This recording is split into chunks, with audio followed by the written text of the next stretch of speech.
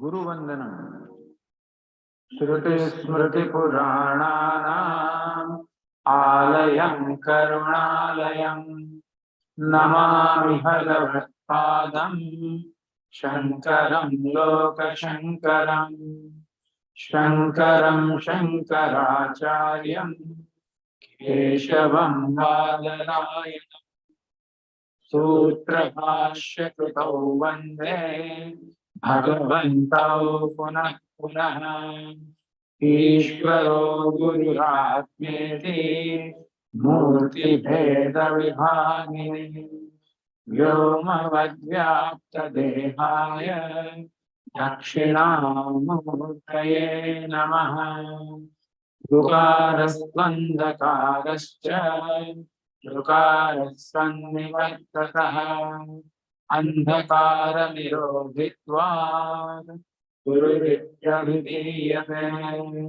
सदाशिवसमारम्भाम् शङ्कराचार्यमध्यमाम् अस्मदाचार्यपर्यन्ताम् वन्दे गुरुपरम्पराम्।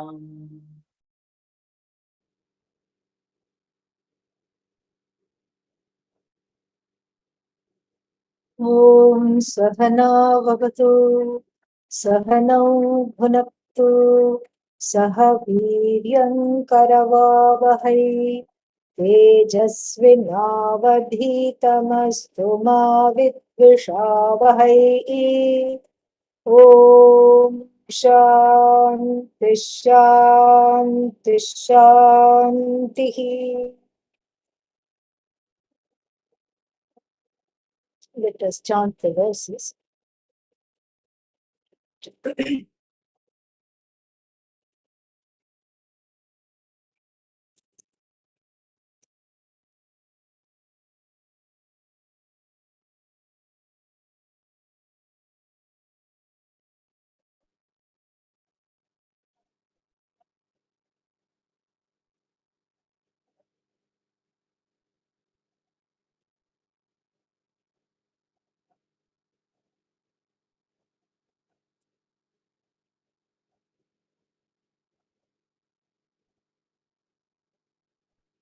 ॐ श्रीहरिं परमानन्दम् उपदेष्टारमीश्वरम् श्रीहरिं परमानन्दम् उपदेष्टारमीश्वरम् व्यापकं सर्वलोकानां कारणं तं नमाम्यहम्।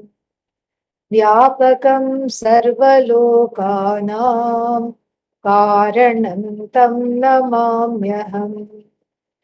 अपरोक्षानुभूतिर्वै प्रोच्यते मोक्षसिद्धये। अपरोक्षानुभूतिर्वै प्रोच्यते मोक्षसिद्धये। सद्भिरेव प्रयत्नेन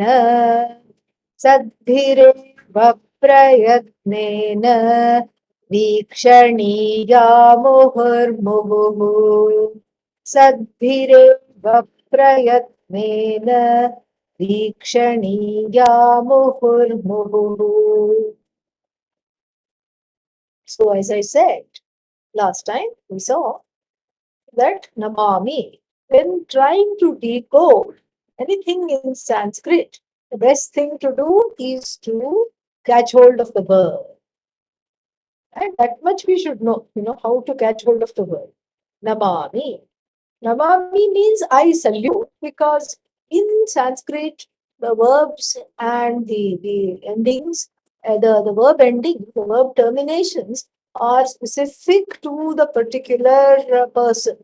First person verb termination can only be for the first person, unlike English. So in English, you say, I salute. They salute. You don't know whether it's I or they. We salute. It's all just salute. So when you say salute, it could be either the first person who is doing it, or the third person plural, or the first person plural.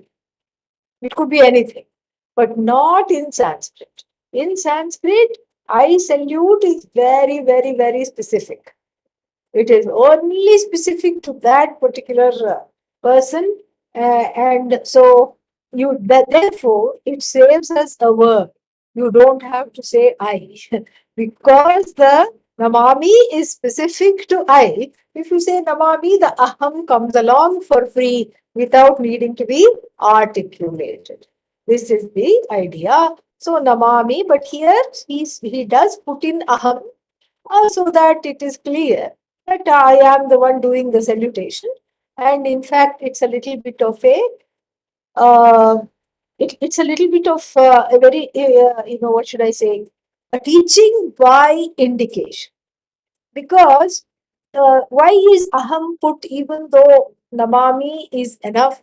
Why is the word aham put here? Very, very interesting reason.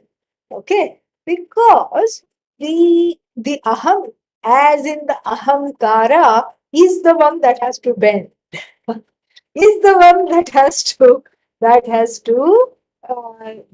to surrender. Because if you just said namami, this aham which is there doing the namanam, doing the salutation, is here not highlighted. But if here when it is highlighted, it shows that the ahankara that resolves itself, that surrenders to the total. When the ahankara surrenders to the total, what is left? Only Ishvara. Because the total, the name for the total is Ishvara. So only Ishvara is left, nothing else is left. And so therefore the word aham is put here. Very, very beautiful. Absolutely beautiful. So the word aham here shows the entity that is doing the supplication. The entity that is doing the salutation, very, very important. Because who is this doing the salutation? I, me, the great. East or west, I am the best. That is the one. And so when I do the salutation, what kind of an ahankara? The one who complains when? All the time. The one who feels I'm finite. Oh, this is not okay. That is not okay. Why it's like this? Why it's not like this? That's the one. All right. So that's the one who is doing the salutation. And then who is it supplicating to? Who is it saluting to? Who is it bowing down in front of the one? Karanam. It is resolving in its own source. Karanam. That's why the word Karanam is just before Namami. Tam Karanam Namami. Very beautiful. It's just they keep saying this is a beginning text, beginning text, beginning for whom I don't know. I mean, it is just so profound, very, very profound. And people keep saying it is a beginning text. Beginning perhaps because the Sanskrit appears to be within reach. And when it is told, I mean, all these like if we for those of us who are coming out of the previous text that occupied this Tuesday hour, what was that? Shatashloki. After that, yes, it seems rudimentary, but rudimentary it is not. All right, because it has a lot of what we call in Sanskrit Budha Abhisandhi. Budha Abhisandhi. Budha Abhisandhi means that there is a lot of hidden double entendres, hidden entendres that we have to decode. So this aham, which is doing the namanam, the surrender, the salutation, he is doing it for whom? Karanam. Its own cause. Because you didn't cause the ahankara, it was already there when you were born. When you were born as an individual baby, that's why you were able to cry by yourself. The first act of independence is the cry. I told you the complaint. Why am I out of the secure mummy's body? I was so connected to the source. I was connected to my karanam from the standpoint of this body mind sense complex. I was connected. I was there. I was very much there. I was connected. And here now I am all alone. Oh no. Hey, I'm all alone. Nobody loves me. Will they love me? Will the primary caregivers not turn into primary caregivers? As we have heard in so many places, will I be cared for? Will I be loved? Will I be cherished? And even if the baby is incapable of these thoughts, the jiva is capable of these thoughts. If the upadhi of the baby is not capable of these thoughts, I agree with you. But the baby, what is the baby feeling? Cold, hungry, and strangely disconnected. This disconnection is the cause of sorrow, and this individuation, not used in the Jungian sense, because in the Jungian sense, individuation is a good thing. It means separating from the toxic, what is called, familial and uh, cultural expectations and coming into one's own. So perhaps I shouldn't use that word here, individuality.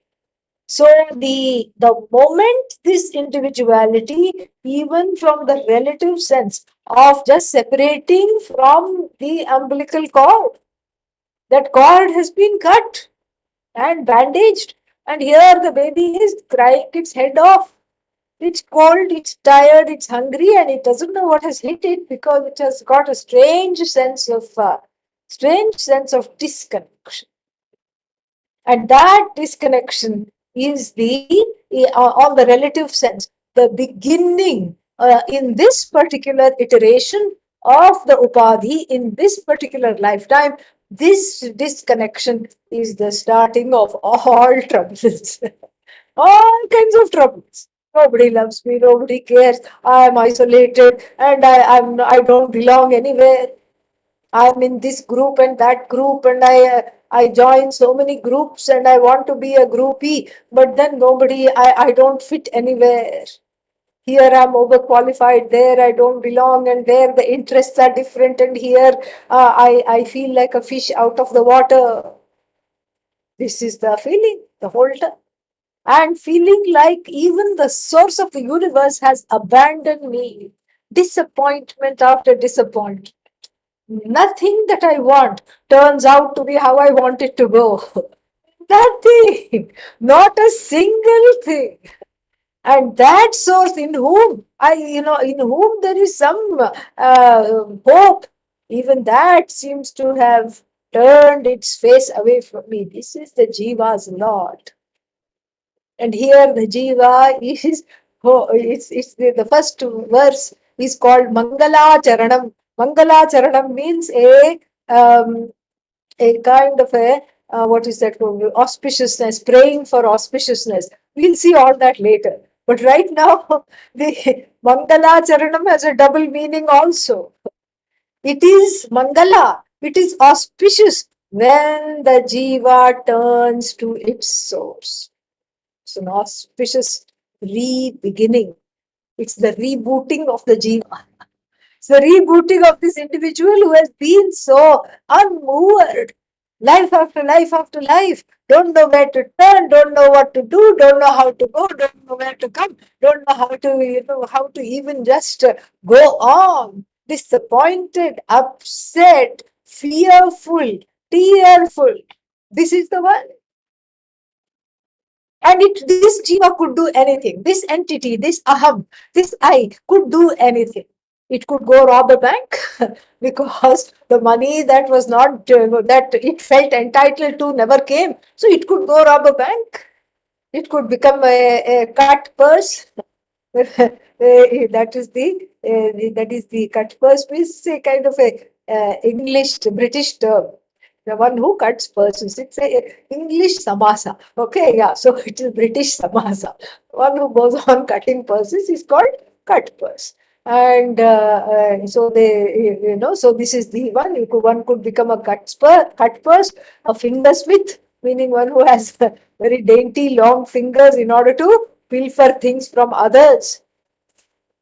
One could do so many things.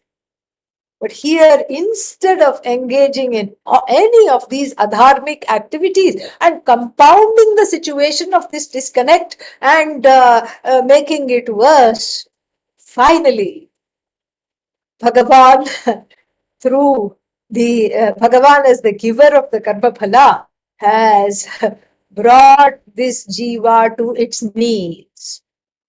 This is the idea. Nobody wants to be here because everybody, the aham, wants to be standing like a sunflower, high, single flower on a single stalk, very high, tall it stands. But it too looks to its source, the sun. It too, when the sun goes away, it just wilts a little bit. And so here, it's what else is Mangalacharanam? Acharanam means behavior here. It's a double entendre again. Achara, behavior. So Mangalacharanam means actually the appropriate way to start a text. But here we are looking at the pun here. And why should we look at puns? Because pun is a lot of fun. That's why. And so what is the pun here? The I is finally. This jiva, jaded, faded, hapless, hopeless, helpless, recalcitrant, complaining, full of all kind of peeves, this piva is finally turning to its source. After having exhausted all avenues, mind you, it did not start off by saying, I'll turn to the source. Like Ganesha, who said, I don't think I can go around the world, even though there is a competition set by my parents that whoever goes around the world 3 times will get a delicious mango. Look at my Vahana, this little stupid dull mouse, restless, but if I sit on it, it will need to go to the chiropractor immediately. This is not feasible and it is not going to take me anywhere. My parents are the source of the universe. Jagataf Pitarau Vande Parvati Parameshwaram. I salute the source of the universe, my parents. It's easy for me with my big belly to go around them 3 times. He didn't even try to go anywhere. He went straight away and just surrendered to his parents, did namaskara. They were so moved, they gave him the mango. And the elder brother, achieving, conquering, catch, kill, conquer mentality, Subramanya, Kartikeya, just went on his peacock. Peacock is for vanity, ahankara. Went on his peacock, went on a just kind of big round of the universe, came back, and a mango-mouthed Ganesha greeted him. Mango was already in the mouth, and then only the skin was there. Only the skin was there. He was irate. So what? Well, he recognized the source before you did. That is why he got the reward that can never be shared. Reward is jnana phalam. This is all an allegory, it's a metaphor.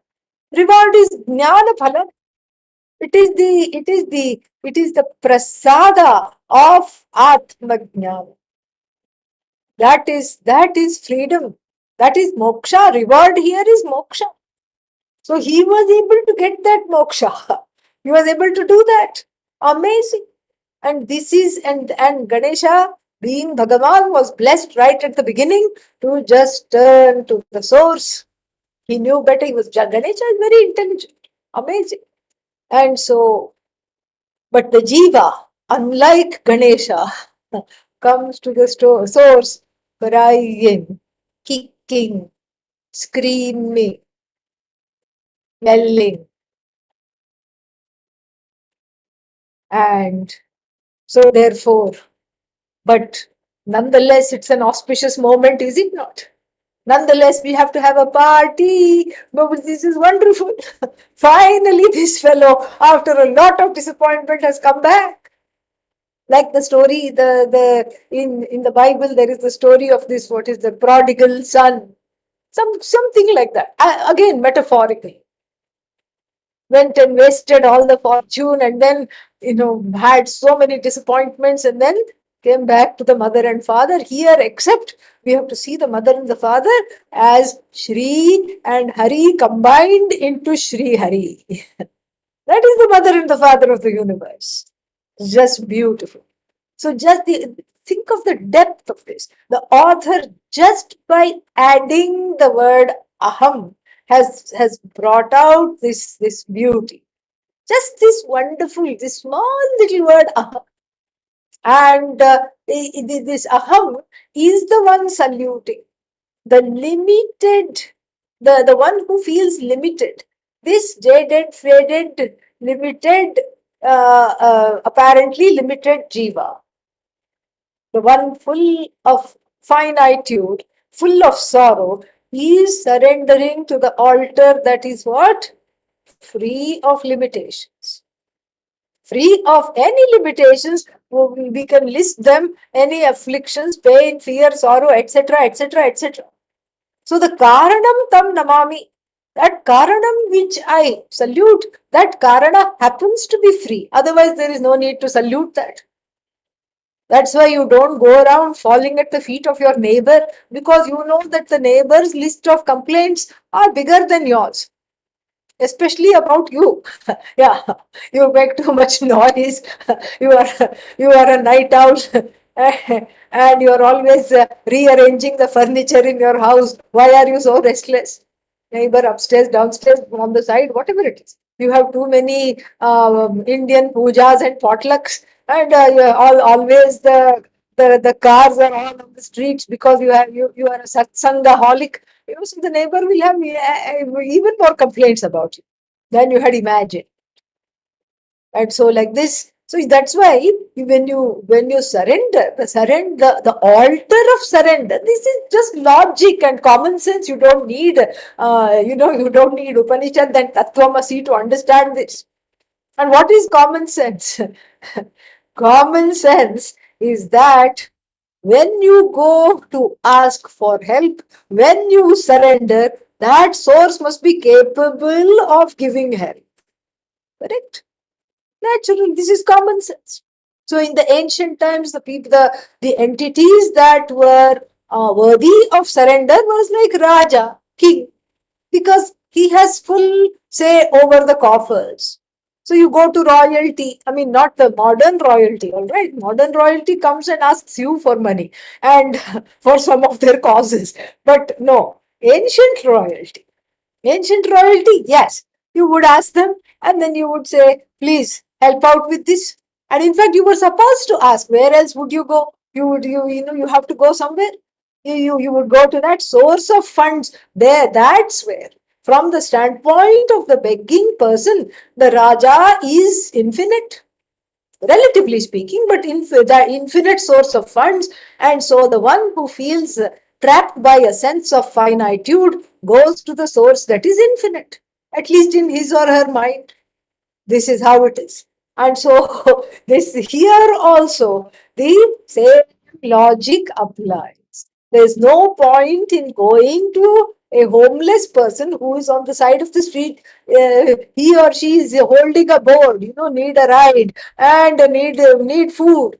You cannot say, I see that you have half a loaf of bread. Can you give me quarter of that? That doesn't make any sense. That doesn't make any sense at all. So the source has to be limitless here for the jiva who wants to be limitless and who doesn't understand, I am already limitless. And so, out of a sense of disappointment brought on by the hot airs of samsara, the hot winds of samsara, the person is reduced to a place of begging. Please help, help, help, help, help, help. And what is this help? The help has to be gained from a limitless source. Aham namami. When the limited surrenders to the limitless, what is left is only the limitless. Because, and this is again logic, because that which we call the limitless includes the limited. The limited is included in the limitless, is it not? So any limitations are included in the limitless, that which is beyond limitations. And so therefore, my limitations are subsumed in that which is free of limitations. What a wonderful thing. What a wonderful prayer. So tam karanam, that cause, I supplicate to that cause. Namami aham. And who is that? The mother and the father of the universe. We saw that Shriya Yukta Harihi, the one who removes all the reasons. Hari means the one who removes the reasons for my lament, all my karma, all my pains, all my sorrows, all my fears, the one who removes. Well, if he is removing, then how come I'm still sad? That means that even after removing, if you are sad, that means how much papa there must be. Think about that. Yeah. So that is the idea. So Sri Hari, Sri is the magic wand I talked about last time. The one who touches me with a magic wand and dispels the papas, dispels my omissions and commissions which come in the way of my understanding who I am. Sri Harim, who is what? Who is what I want to be? Paramananda. Tam Paramananda is in the form of Ananda that has not even a whiff of sorrow. Ananda means what? Here, if you don't look at the translation, but just for an exercise we'll do. Ananda means supreme bliss according to them. Okay. And this supreme, where is this supreme bliss? Supreme is used for gasoline. Okay. Yeah, if you go to the gas pump, there is, what is that? Unleaded, and then there is plain unleaded, and there is something called supreme. Means it costs more money. And then if you are from Eugene, Bliss is the name of an ice cream, okay, called Coconut Bliss. So then if you put the two together, supreme bliss, it doesn't make much sense. Gas ice cream, okay, gas ice, that's all it means. So it doesn't make any sense at all. So therefore, we don't use these words at all. We have to use, even though the pramana, the way the knowledge operates is in the form of words, the words that we use must touch the heart and make sense. Supreme bliss is something that you just picked out. And what is the connection with it? There is no connection at all. There is no understanding what this supreme is, what this bliss is. Nobody understands, nobody knows. And so therefore, we have to unpack Paramananda. Ananda is joy, happiness. Even the saddest person on the planet has had some happiness, correct? Yeah. Even the saddest person is able to smile. Even the saddest person, when confronted with something that one wants, is able to be happy. Oh, but only for 5 minutes. Yeah, but even for 5 minutes, you're able to be happy. This is good. So this is what the thing is. So this ananda that I crave, this ananda that I want, this ananda that I already am and I do not know. That should be the place of supplication. That is the altar where I ask for this ananda. What is the altar? Paramananda. Paramascha asau anandascha. Parama means the one who doesn't have to beg for his ananda, her ananda from another source. That is Parama. Whereas my ananda as a jiva appears to be dependent on so many local sources. Ice cream ananda, cake ananda, and then what else, mall ananda, shopping ananda, and family ananda, spouse ananda, house Ananda, pet Ananda, so many things upon which my Ananda appears to be dependent. And any of these things are taken away, then I am again in the doldrums. And even if they are not taken away, I am in the doldrums, one can say. So even with them, I am unhappy. And even without them also, I am unhappy. So then what to do? So therefore, there is Paramananda. Ananda that does not beg for to be propped. And Ananda without crutches. Whereas the Ananda of the Jiva is full of crutches. Everybody's name can be Prapananda and Krachananda. This is how it is. Everybody is full of crutches and props.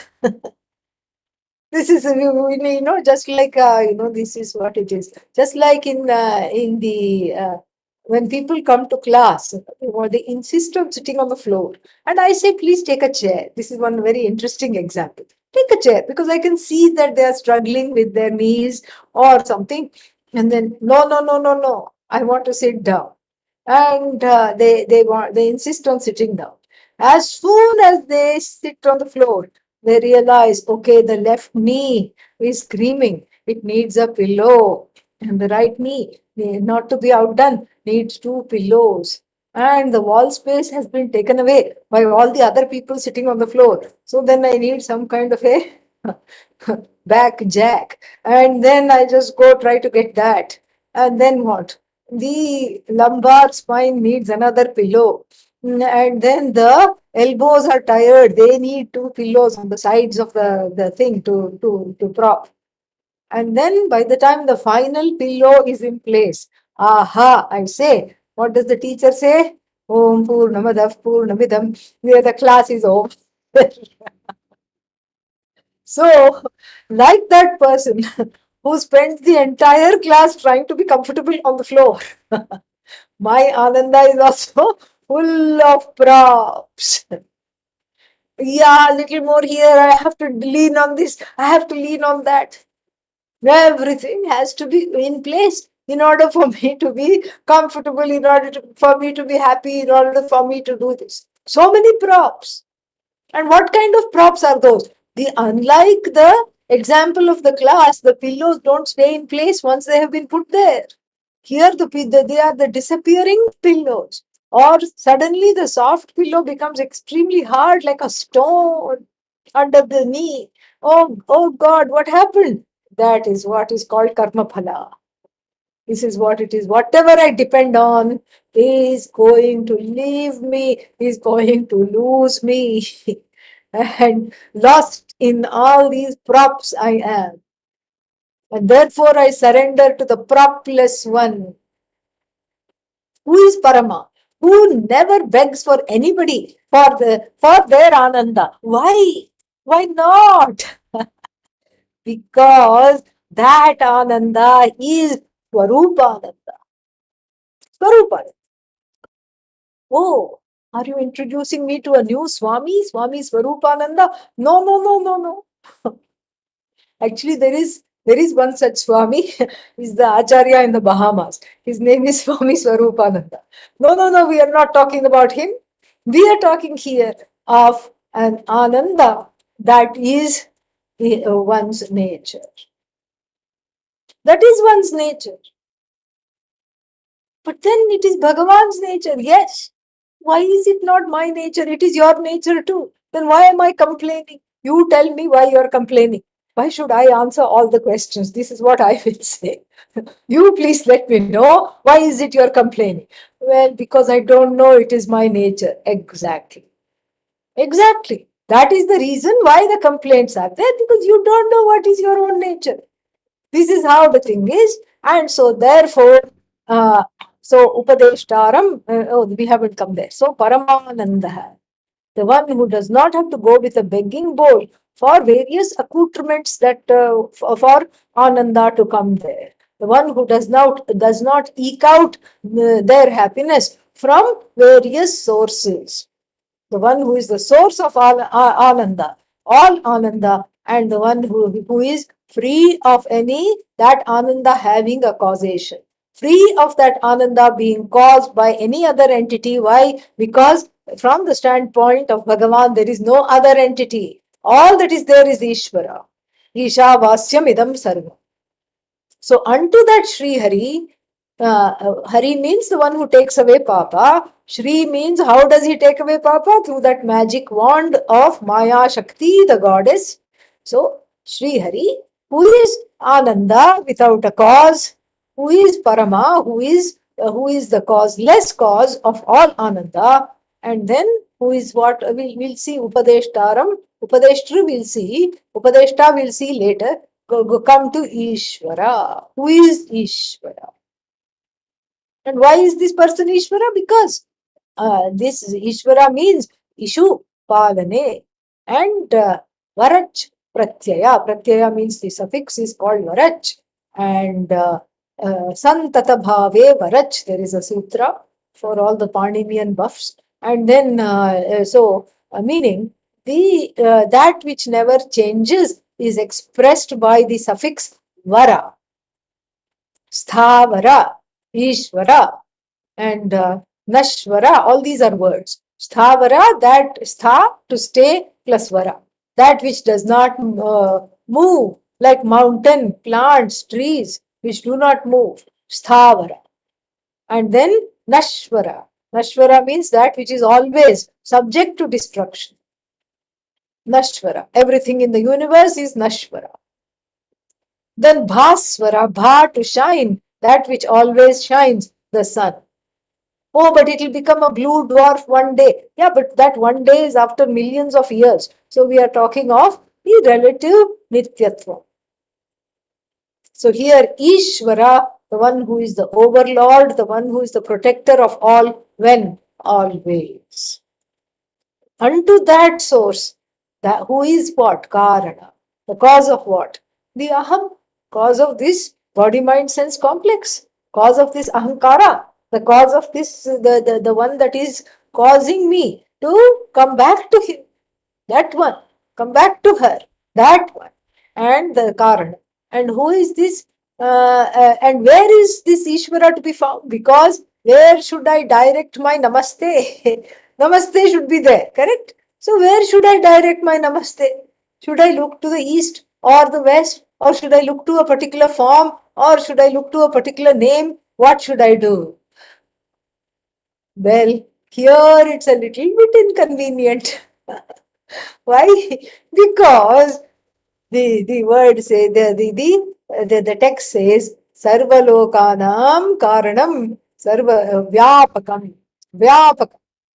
Vyapakam means one that is that has Vyapti, all pervasive.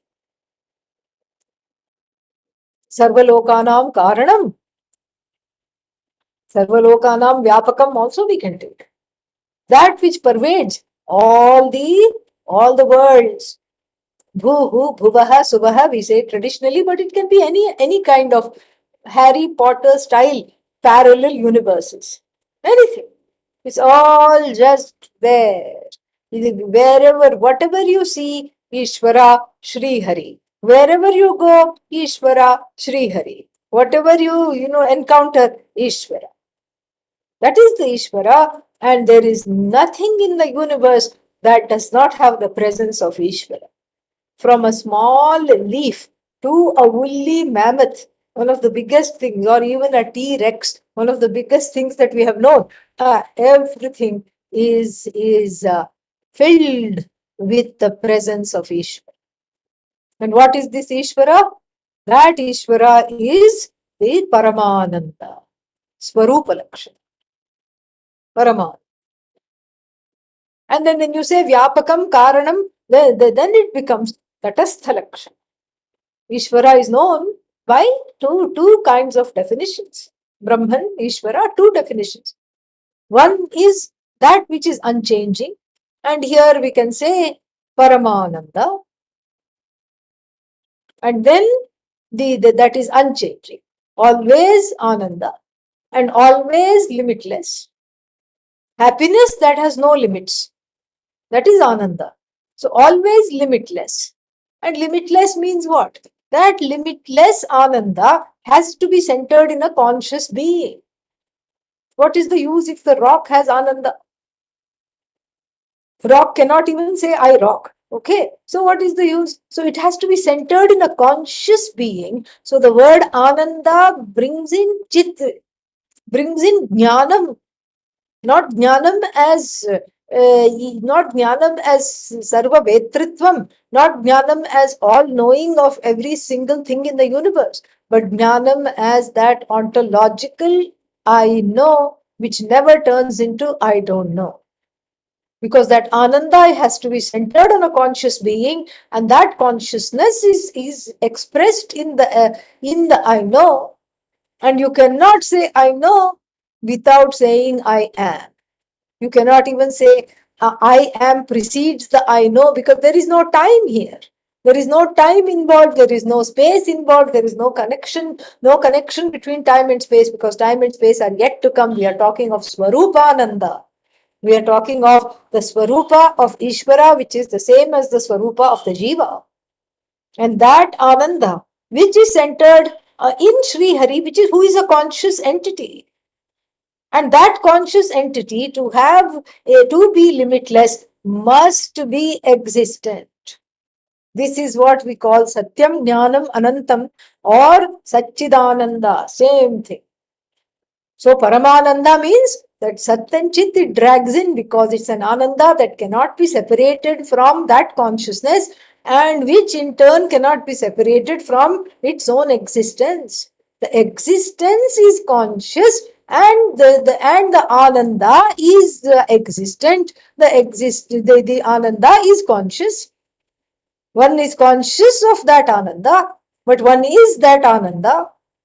So that consciousness, which is existent, which is limitless, the limitless existence, limitless consciousness, that is what we are talking about. In whom, so this is when we say that it is Swarupananda, it is the same as the Jiva.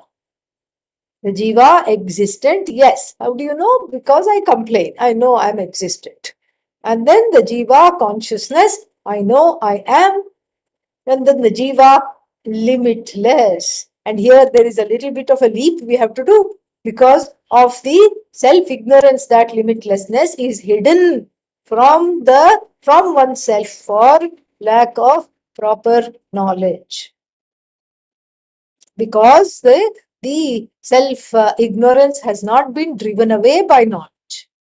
Because of the abundance of self-ignorance, I do not know that I am limitless, but it can be easily be established that I exist.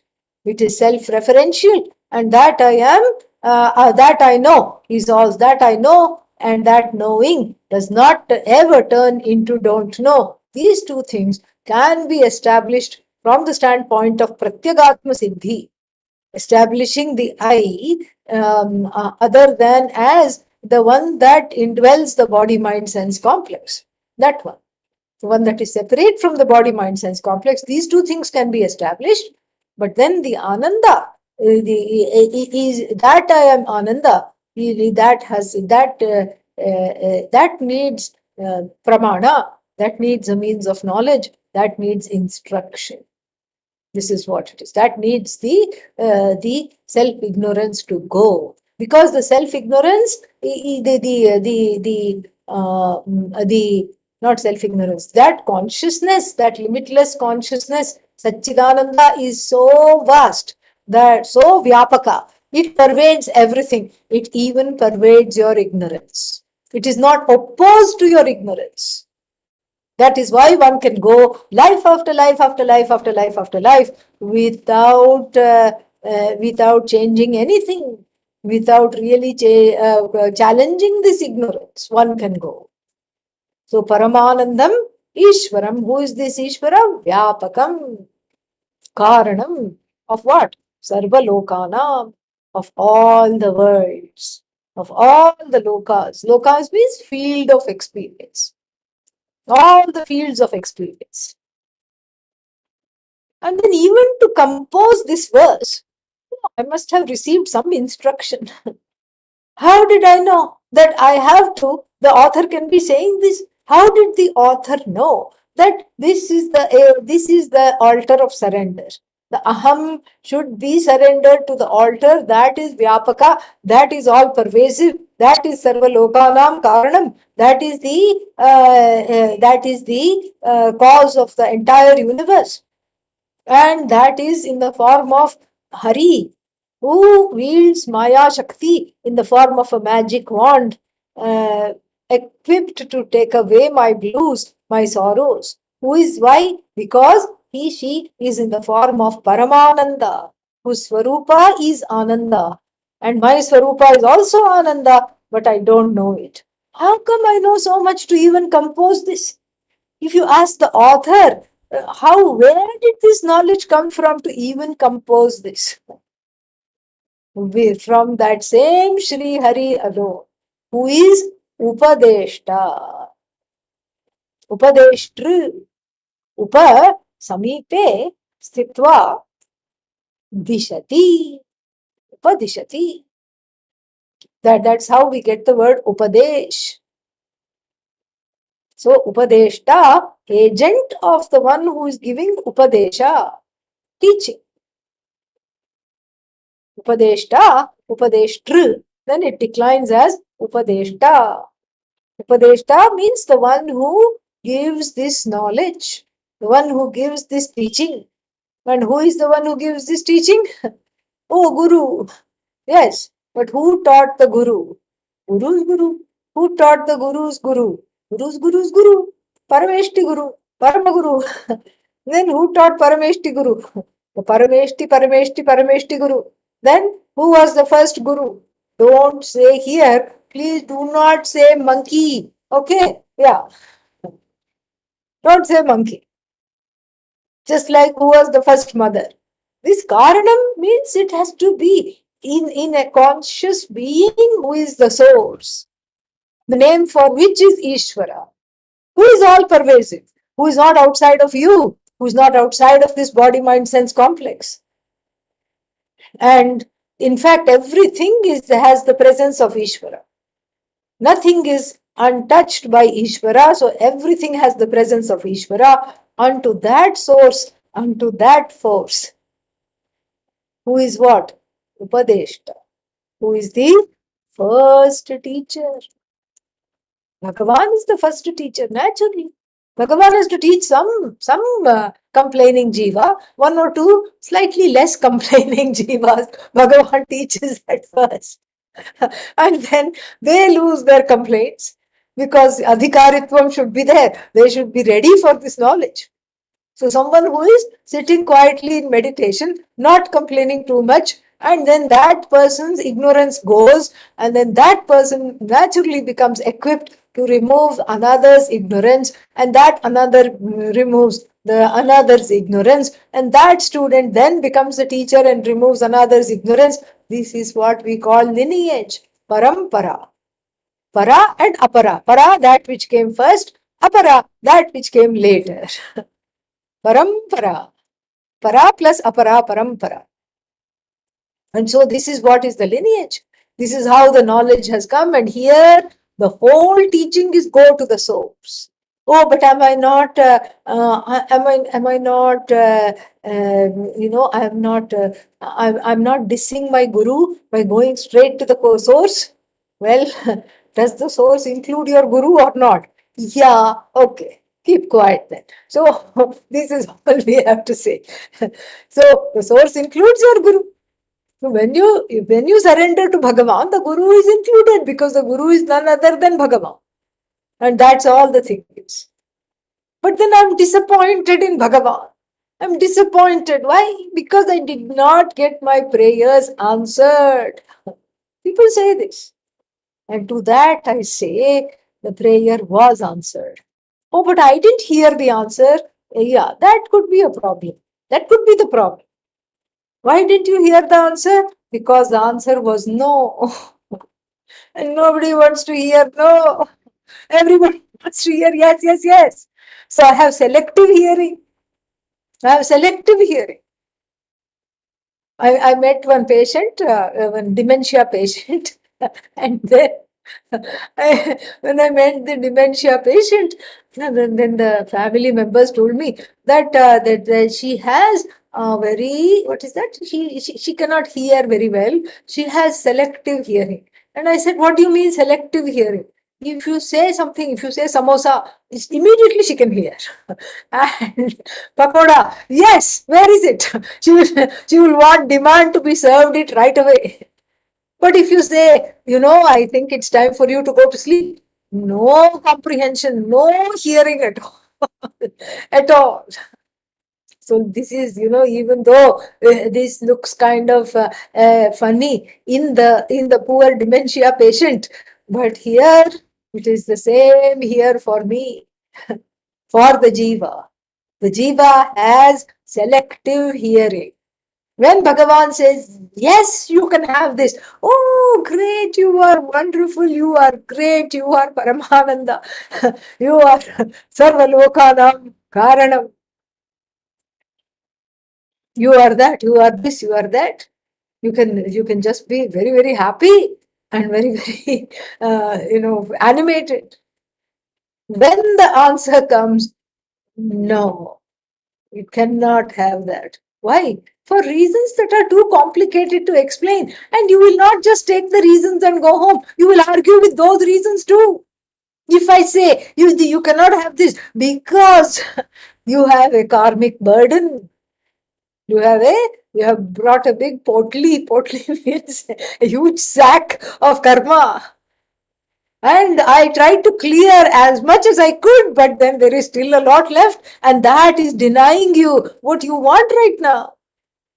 That is what is denying you. And then will you accept that reasoning? No, no, no. Why couldn't you clear more karma? This is what you would ask. And then what karma was it? Tell me. Then supposing Bhagavan says, all right, I'll tell you your karma. Then you will say, there is no way. I'm so dharmic. There's no way even in any of my lives I could have done this. Me, a mass murderer? Impossible. I can't even hurt a chinti. Chinti means, what is that? Ant. I can't even hurt an ant. And what are you talking about? So you will keep on arguing. That's why the previous karmas are hidden from the jiva. Are hidden from the jiva. And so here, this karana means the karana of my own karma. That one. And the one who is in the form of the teacher. The teacher first teaches what? The acceptance of what is. That is the definition of Ishvara. What is Ishvara. What is not is not Ishvara. What is Ishvara. Anything that has come to my life, I learn to take with a dollop of grace, with a dollop of acceptance. This is what it is. So this is the Upadeshta. Even on the level of karma phala, Upadeshta, the one who teaches that karma has to be accepted. The one who teaches me how I should behave in the face of things that do not go my way, how I should behave. The one who teaches. This is the one. And so therefore what? So therefore the tam namami aham. And also we can take it on another level. What is the next level? The next level is in the form of the one who teaches, the teacher of Brahma Vidya, the teacher of Paramananda, the teacher that I am Paramananda. That is also the teacher who is non-separate from the Guru, because the one who understands this is non-separate from Bhagavan. Guru is non-separate from Bhagavan. Bhagavan is non-separate from everything else, and that Bhagavan I supplicate in the form of the Guru. I recognize that the Guru is Bhagavan. I recognize Bhagavan has taken the form of the Guru to teach me. And this is where one has to come to a place of acceptance, not easy. But this is what is the first verse, Mangalacharana. And then why should the author compose this very beautiful verse? The author composes this beautiful verse because the author does not want any obstacles for this Aparokshanubhuti text to be completed. Naturally, no obstacles should be there in the in the understanding of this verse. Sometimes they say that it is what the verse has to be the prayer has to be there. Sometimes they say that if you don't pray, you're not if you cannot have a verse of prayer, that book must not even be read. You must not read a book that has no prayer. Prayer can be of two kinds. One, it can be an overt prayer, like this one, a very elaborate, filled with meaning and pregnant with all kinds of wonderful intonations, much more than what the words convey. Or it could be a prayer like a indicatory prayer, just a word here, a gesture there, like we have in the Bhagavad Gita, which begins with Dhritarashtra Uvacha. That's how it begins. Dhritarashtra, the local Dhritarashtra, was a blind king. Metaphorical, because he was blinded by his deluded and toxic love for his children, and he chose the wrong side in the war instead of being impartial. This is the local Dhritarashtra. But the word Dhritarashtra, what is the meaning of his name? His name means Bhagavan. Dhritam Rashtram Yena, by whom this entire universe is upheld. So, Lord Vyasa, in invoking this local Dhritarashtra on the level of the story, invokes the all-pervasive Dhritarashtra, Ishvara. That is a indicatory prayer. Athato Brahma Jignasa. That's also indicatory prayer, because the word atha itself, it's enough when you say atha, it's a Mangala Suchaka. Tasman Mangalika Ubhau. Omkarascha atha shabdascha dvabetau brahmanah pura kantham bhitva viniryatau tasman mangalikau ubhau. It is said that Lord Brahmaji, after creating the universe, there is a story, was very pleased, and he uttered Om Atha. He uttered these two words. And so, since the creation is auspicious because it has the presence of Ishvara, so the words Om and Atha uttered by the Lord after the creation was complete is auspicious to us.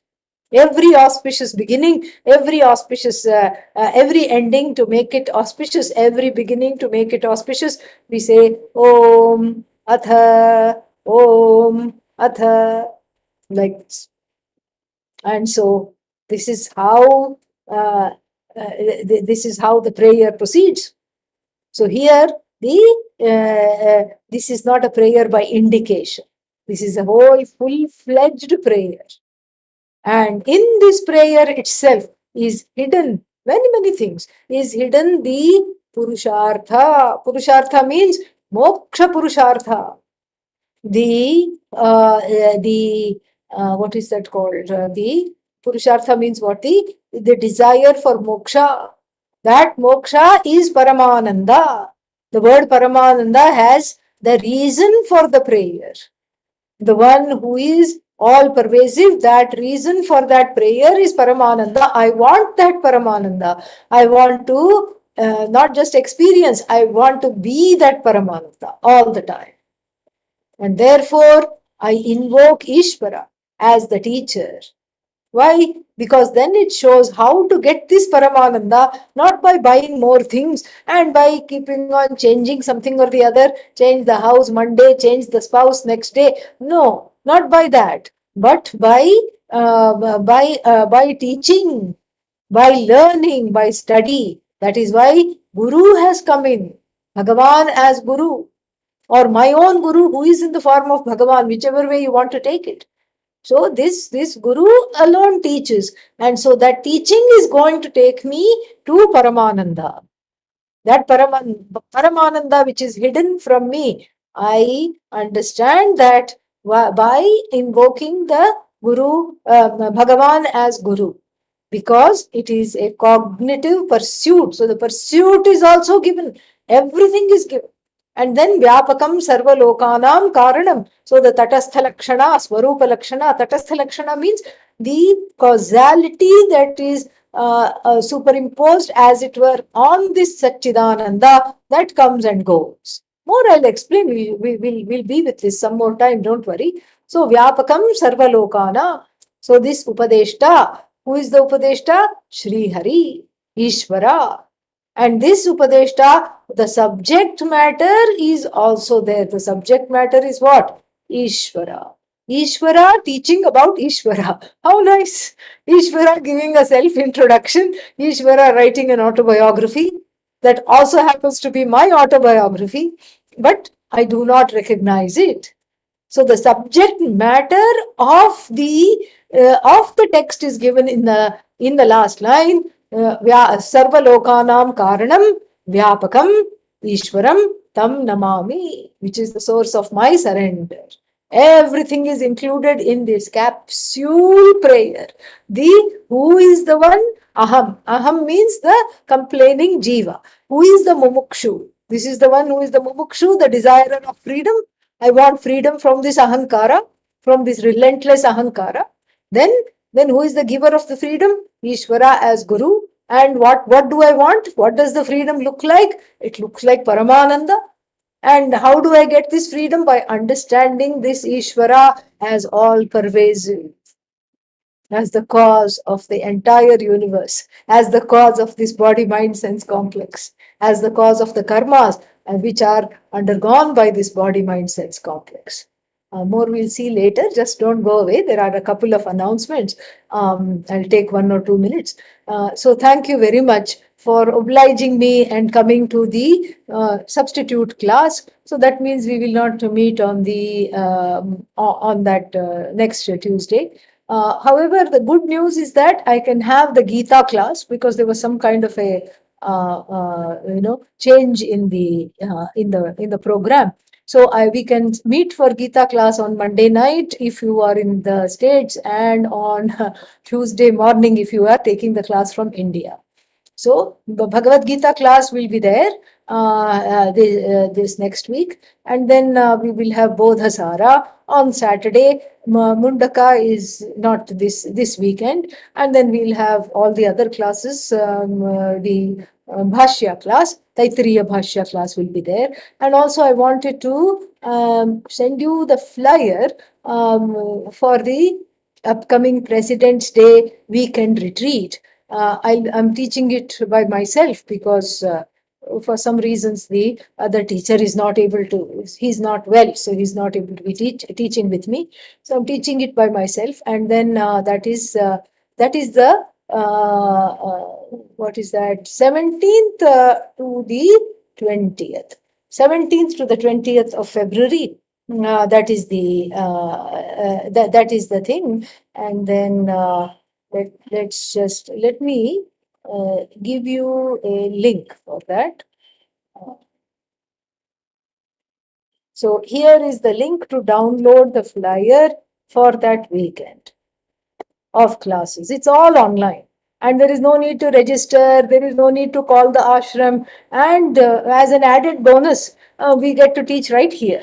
So you just come, you have already bookmarked this classroom. So you just show up at the appointed times, and then the flyer is there. You just click on this, you will be taken to the flyer. You can download that. And so that will be the thing. Aparokshanubhuti, there's a question. Aparokshanubhuti, Swamiji, is it recognizable with the body, mind, sense complex? Yes, of course it is. Otherwise, we would not be studying this. If this body were a deterrent to knowledge, then everybody has to die before gaining this knowledge. But that is not the teaching at all. Yeah. So, so that is the second announcement. So, first announcement, Bhagavad Gita class will take place early next week. And second announcement, please, you are all, I'm inviting you all to take the President's Day weekend retreat, and that will be very nice to see you all then. Om Purnamadah Purnamidam Purnat Purnamudachyate Purnasya Purnamadaya Purnamevavashishyate. Om Shanti Shanti Shanti. Harihi Om Shri Gurubhyo Namaha. Harihi Om. Thank you very much. Om Thank you, Tat Sat. Swamini ji. Wonderful teaching. Thank you. Take care. Yes. Bye. Thank you. Bye bye. Om.